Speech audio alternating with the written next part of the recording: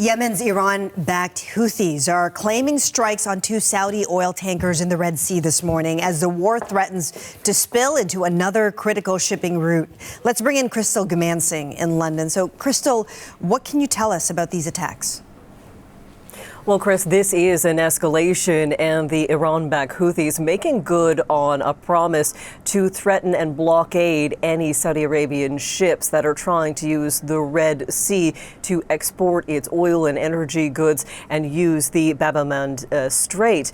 Now, what we see so far is that the Houthis say they fired on 2 vessels, used ballistic missiles, cruise missiles, and even drones. Now, the state-run Saudi press agency did not say who was responsible, but they have confirmed that 2 oil tankers were fired upon, one in particular in the Red Sea.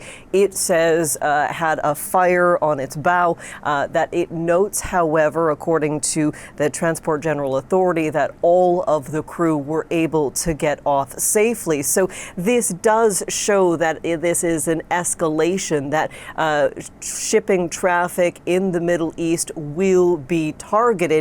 And this is what we heard not only from the Houthis, but also Iranian officials. And of course, this is getting the attention of U.S. Secretary of State Marco Rubio, who is in Manila for the ASEAN summit. And he is saying both that the Iranians have not only been suckered in, the Houthis have not only been suckered in by the Iranis, but also snookered in. I hope that will de-escalate, because I think the Houthis, frankly, got snookered into this thing by the Iranians, and they were smart to stay out of it, and they should stay out of it, and they should stop. We'll see what happens there. Obviously, it's not a positive development. We'll see what happens.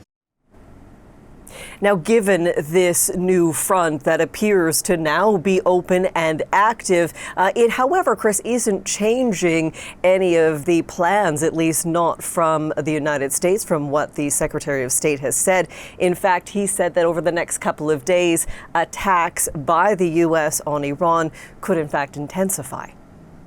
And Crystal, this is now the second major waterway choked by this conflict. How does this impact an already struggling global shipping industry?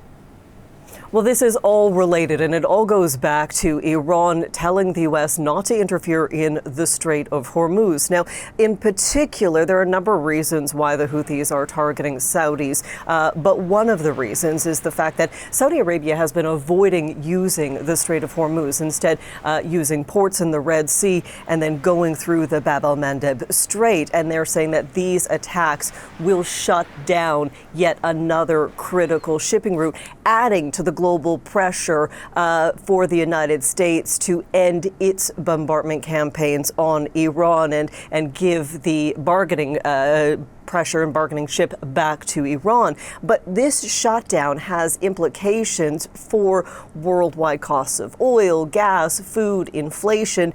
And Kepler, which is a monitoring agency, said not only were 2 ships hit, 2 ships were also turned back. And this comes at an incredibly critical time.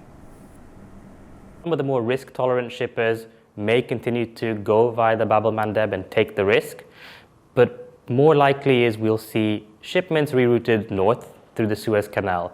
So what that does is adds a lot of time for energy flows to Asia, as we need to go into the Mediterranean, around Africa, around the Cape of Good Hope, and that basically doubles journey times. And it also means that we need to transport energy commodities on smaller shipments, because large carriers cannot transit the Suez Canal.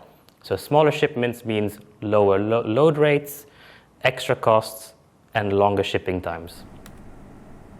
So it is yet another attack on international shipping vessels, which could have a knock-on effect within the coming days, Chris. All right, Crystal Gamansing reporting for us from London. Thank you so much for that.